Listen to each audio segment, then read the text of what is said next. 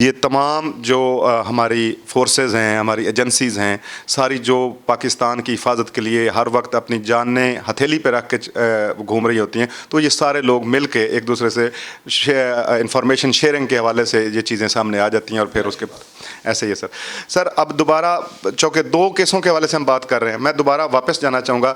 ये जो जाली करेंसी वाला सर काम है, उसमें आम पब्लिक कैसे ये डिफ़ाइन करे कि ये नोट असली है कि ये नकली। आपने तो अब इन्वेस्टिगेट किया पूरा मामला। हम लोग बाज़ दफ़ा ये होता है कि 5,000 वाला नोट देते हैं, वो जी यहाँ पे यूँ करके तार है इसके अंदर के नहीं है, या दूसरी तरफ कायदे आज़म साहब की फ़ोटो आ रही है कि नहीं आ रही। So how can we do कि हमें पता चल सके आम पब्लिक को, मेरे शो को देखने वालों को, व्यूअर्स को, कि असली और नकली नोट में कैसे फ़र्क कर सकते हैं? देखिए, इसमें अब तो जाली नोट भी आ गए जिनमें तार होती है। जी सर। सो हम उसकी बुनियाद पे नहीं कह सकते। मैं पब्लिक के आम बंदे की बजाय जो बड़े सुपर स्टोर हैं, जनरल स्टोर हैं, या इवन जो छोटे स्टोर्स भी हैं, उनको चाहिए कि एक करेंसी नोट काउंटिंग करने वाली मशीन है, बहुत महंगी नहीं आती, वो अल्ट्रा वायलेट रेज़ के ज़रिए अगर आप उसमें 1,000 नोट भी डालें तो चंद सेकंड में आपको नोट गिन कर भी देगी, और जो जाली नोट होगा उसको फौरी तौर पे अलहदा कर देगी। सो बजाय कि हम उसमें अटकल पच्चू से काम करें कि जी वो जी तार है, जी वो कायदे आज़म की वाटर कलर में तस्वीर आई है कि नहीं, तो ये दुकानदारों को चाहिए जो भी पैसे का लेन देन कर रहे हैं, तो वो करेंसी नोट काउंटिंग मशीन लें, और उस करेंसी नोट काउंटिंग मशीन की बुनियाद पे जाली नोट को इस 1 सेकंड के भी किसी हिस्से में अलहदा किया जा सकता है, और उससे जाली करेंसी नोट का फ़्लो फ़ौरन ख़त्म हो जाएगा।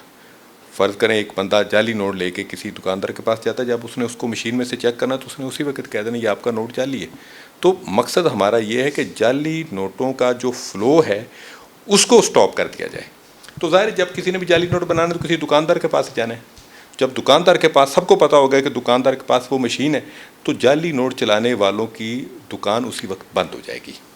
ज़बरदस्त ये बात जो आफ्ताब साहब बता रहे हैं, बड़ा मुझे मेरे ख़ुद अपने इल्म में बहुत सारी चीज़ों का इजाफ़ा हो रहा है। OCU के हवाले से जो उन्होंने बताया, एजेंसीज़ के हवाले से उन्होंने प्रॉपरली हमें बताया, और किस तरह काम कर रही है CIA OCU जिसका नया नाम है। और जिस तरह अब वो ये बता रहे हैं कि इतने बड़े बड़े स्टोर्स हम बना लेते हैं करोड़ों रुपए के, जिस तरह मैं नाम नहीं लेना चाहता, कोई ब्रांड नेम्स हैं, बड़े बड़े स्टोर हैं, और फिर पता चलता है कि जाली नोट दे के चला गया। कोई इतनी ज़्यादा महंगी भी नहीं है। वो कह रहे हैं कि वो मशीन ले लेनी चाहिए जो बता सकती है कि नोट काउंट भी कर देगी और बता भी देगी कि नकली नोट कौन सा है और असली नोट कौन सा है। अच्छा सर, ये जो नकली नोट का अब आपने उन लोगों को गिरफ्तार कर लिया, ये जो पेपर है या ये जो तार है, जो स्याही है, या जो भी उसके जितना भी उसका वो स्टफ़ है सारा, ये उन लोगों ने कुछ बताया कि ये कहाँ से प्रोवाइड होता था उनको, या कौन देता था, या पंजाब में मिलता है उनको, या किसी और सूबे से लेके आके यहाँ पे करते थे सारा कुछ? ये चीज़ें इसमें मेन जो चीज़ है वो करेंसी पेपर है। ठीक है। जो प्रिंटर है, जो कैमरा है, जो कंप्यूटर है, वो तो आपको मार्केट में आम मिल जाता है, और ज़ाहिर है वो दुकानदार तो ये नहीं जानता कि ये प्रिंटर या ये जो सामान है ये जाली करेंसी नोट की प्रिंटिंग में इस्तेमाल होगा। मेन वो करेंसी पेपर है जिस पर नोट छापे जाते हैं, वो आम पेपर नहीं होता। फील ना हो कि ये, हाँ, कि ये जाली है, तो वो ब्लैक मार्केट से हासिल किया गया है, और उस पर भी जिसने इनको प्रोवाइड किया हम उनके ख़िलाफ़ भी अपनी तफ्तीश का दायरा कार बढ़ा रहे हैं। सर, मेरा क्वेश्चन बिल्कुल आपने प्रॉपरली आपने अंडरस्टैंड भी किया, जवाब भी दिया। मेरा सवाल फिर वहीं पे खड़ा हुआ है कि वो उनको कौन प्रोवाइड करता था? कहीं KPK से प्रोवाइड होता था, या पंजाब में वो पेपर मिल जाता है कहीं इनको? ये चूँकि अभी तफ्तीशी मराहिल में है, तो उससे वक्त से पहले अगर हम इसको डिस्क्लोज़ करते हैं तो आगे तफ्तीश में हमें प्रॉब्लम आ सकते हैं, वो लोग अलर्ट हो सकते हैं। तो इस वजह से हम इसमें मज़ीद तफसील इस स्टेज पे आपको नहीं बता सकते, लेकिन हम इतना ज़रूर आपको बता रहे हैं कि इस पे हमारी तफ्तीश जारी है। ठीक है। नाज़रीन, आपने देखा कि आफ्ताब फुलरवान साहब ने सारे वाक़े की तफसीलात से भी हमें आगाह किया, शूटर के हवाले से भी बताया, और साथ में मेरा एक ज़िमनी क्वेश्चन था जिसके ऊपर उन्होंने मुझे कॉम्प्लीमेंट भी दिया, जो मेरे लिए बहुत एक बहसियत क्राइम रिपोर्टर मेरे लिए एक एजाज़ की बात है। जो मैंने उनसे पूछा कि सप्लायर ही पकड़ा गया या सप्लायर ने कोई शूटर भी पकड़वाया जिसको वो असला देता था, तो वो बता रहे हैं कि शूटर्स भी पकड़े गए और मुख्तलिफ थानों में उनके ऊपर मुकदमात भी दर्ज हो चुके हैं। और रही बात नकली पेपर की, नकली नोट का जो पेपर होता है, वो मेन चीज़ वो कह रहे हैं कि वो पेपर है जिसके ऊपर वो नकली नोट प्रिंट होता है। तो वो अभी जो है चूँकि इन्वेस्टिगेशन जारी है, चंद दिन पहले, चंद रोज़ पहले वो लोग पकड़े गए हैं, तो अभी वो डिस्क्लोज़ नहीं करना चाहते क्योंकि अभी तक उन्होंने उन लोगों को भी शायद और भी इंकशाफात वो कर रहे होंगे और गिरफ़्तार भी उन लोगों को उन्होंने अभी करना होगा। तो उससे उन्होंने हमें कहा है कि अभी उसको डिस्क्लोज़ करना वक्त से पहले जो है वो इन्वेस्टिगेशन में किसी किस्म की कोई खुदा न खास्ता रुकावट बन सकती है। मैं अब सर बिल्कुल प्रोग्राम के वाइंड अप की तरफ जा रहा हूँ। एक लास्ट क्वेश्चन है सर कि OCU ने शूटर्स को असला सप्लाई करने वाला गैंग भी पकड़ा, बहुत बड़ी कामयाबी है बिलाशुबा। बड़ी तबाही और कितने ब्लाइंड मर्डर्स और कितने ये लोग कत्ल करके चले जाते हैं, आसानी से पता भी नहीं चलता कौन किसको गोली मार गया। लाहौर के अंदर ही इतने ये मामलात हो जाते हैं। अब सर ये जो जाली करेंसी है, इसके फैलाव का मार्केट के अंदर इसका उन्होंने कोई बताया कि रेट क्या है? मतलब हम कैसे डिवीजन करेंगे कि जाली करेंसी 1 करोड़ रुपया 5-5 हज़ार के नोट हैं और वो मार्केट में किस रेट पे देते थे? देखिए, इसमें इसका कोई हार्ड एंड फास्ट या डिफाइंड रेट नहीं है कि इतने रेट पे ये बिकेंगे। उसकी वजह ये है कि जो बेच रहा है वो भी चोर है, जो ख़रीद रहा है वो भी चोर है। तो चोरी के जो कपड़े हैं उनका गज डांगों का होता है। बिल्कुल, ये पंजाबी की मिसाल है, चोर दे कपड़े डांगा दे गज। तो उनका कोई हार्ड एंड फास्ट रूल नहीं होता कि इतने रेट पे मिलेंगे।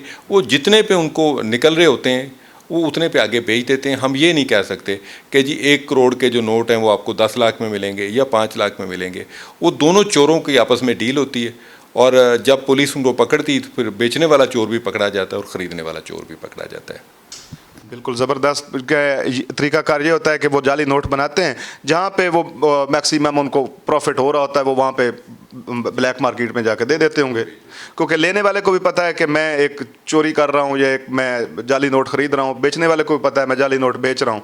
तो उसके ऊपर वो अपने उनके पास जो स्टफ़ है वो ही जब 2 नंबर है तो उसके ऊपर रेट जो है वो मौके डिफाइन नहीं किया जा सकता उसको कि फिक्स इतना ही होगा। ये तो वो बात करें ना जिसका सौदा खरा हो, उनके पास पता है कि जी जाली नोट हैं बेचने हैं, लेने वाले को पता है जाली नोट है मैंने लेने हैं। सर लास्ट क्वेश्चन है, बड़ा ही ज़बरदस्त मज़ा आया है आपसे बात करके। सर जाली नोट वाला जो केस है इसके ऊपर जो भी ऑफेंस बनता है वो आपने लगाया है, डेफिनेटली चीज़ें भी आपने कब्ज़ा में कर ली हैं, अब वो लोग जुडिशल हो गए हैं, जेल चले गए हैं, तो इनको मैक्सिमम कितनी सज़ा हो सकती है ताकि सुनने वाले कुछ लोग वो भी होते हैं जो इस कारोबार से रिलेटेड हैं, वो भी मीडिया देख रहे होते हैं, वो भी क्राइम शोज़ को देख रहे होते हैं, तो आपकी ज़बानी ज़रा उनको ये पता चल जाए कि इसकी मिनिमम या मैक्सिमम सज़ा कितनी हो सकती है इनको? देखिए, इसमें कानून में बड़ी सख्त सज़ाएँ मुकर्रर की गई हैं और मैं समझता हूँ कि हमने कई केसेस में इनका जब फॉलो अप किया है तो सुप्रीम कोर्ट तक भी इनकी ज़मानतें नहीं हुई, क्योंकि ये सिर्फ़ एक फ़्रॉड नहीं है, ये मुल्क की इकोनॉमी के साथ आप खिलवाड़ कर रहे होते हैं और इसमें जब हम जुर्म साबित कर लेते हैं तो फिर इसको कई साल कैद बामुशक्कत के हवाले से वो अगेन कोर्ट की सवाबदीद है कि वो मैक्सिमम उसमें से कितनी सज़ा उसको करती, लेकिन ये सालों के लिहाज से कैद बामुशक्कत इसमें दी जाती है और ये नाकाबिले ज़मानत जुर्म है, इसकी ज़मानत रूटीन में नहीं। Yes it's a non bailable offence. और मैं समझता हूँ कि तमाम पब्लिक को भी आगाह रहना चाहिए कि जाली नोट सिर्फ बनाना सख्त जुर्म नहीं है, इसको असल नोट के तौर पे इस्तेमाल करना भी संगीन जुर्म है, उसके लिए कानून की बड़ी सख्त दफ़ात रखी गई हैं। नाजरीन, जैसा कि आपने सुना कि मेकिंग करना, जाली नोट की मेकिंग करना, उसको बनाना भी उतना ही जुर्म है जितना उस नोट को इस्तेमाल करना। बाज़ दफ़ा ये होता है कि जी वो 500,000 लेके शॉप पे चले जाते हैं, पता होता है कहीं से मिल जाता है, कहीं से आ जाता है कि जी नकली है, तो वो जाके जाली है तो वो जाके उसको इस्तेमाल करते हैं। ये सेम ऑफेंस है और इसकी जो सज़ा है वो सालों के ऊपर मुहित है और एसपी साहब ने जिस तरह बताया, आफ्ताब फुलरवान साहब ने, कि सुप्रीम कोर्ट तक भी इनकी बेलें जो हैं वो बड़ी मुश्किल से होती हैं, लेकिन एटलीस्ट जो है वो सवाबदीद जो है वो कोर्ट्स की होती है, और इनकी सज़ाएँ जो हैं वो सालों पे मुहित होती हैं।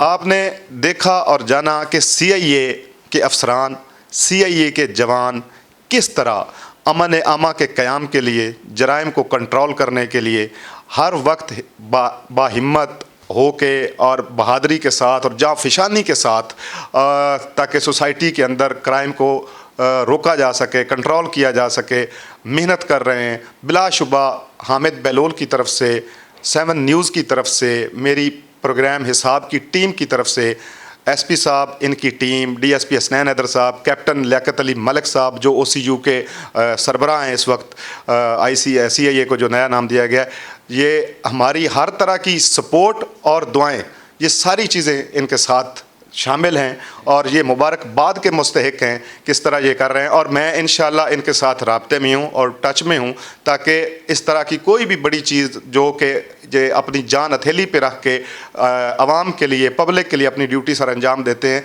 उसको दिखाया जा सके और लोगों को बताया जा सके। पहले ही परसेप्शन जो है वो OCU का बहुत ज़्यादा बेहतर है और बड़ा बुलंद है, और लोग कहते हैं कि हमारे केसेस जो हैं उनकी तफ्तीश जो है, इन्वेस्टिगेशन जो है वो OCU करे या पुराना नाम CIA करे। लेकिन अब जब मैं पहली दफ़ा यहाँ पे आया हूँ और इन 2 गैंग्स के हवाले से मैंने इन्वेस्टिगेशन स्टोरी करनी थी, मैं DSP साहब के पास भी गया और SP साहब के पास भी आया हूँ। जिस तरह SP साहब ने मुझे बताया, मेरे इल्म में बहुत सारी चीज़ों का इजाफा हुआ।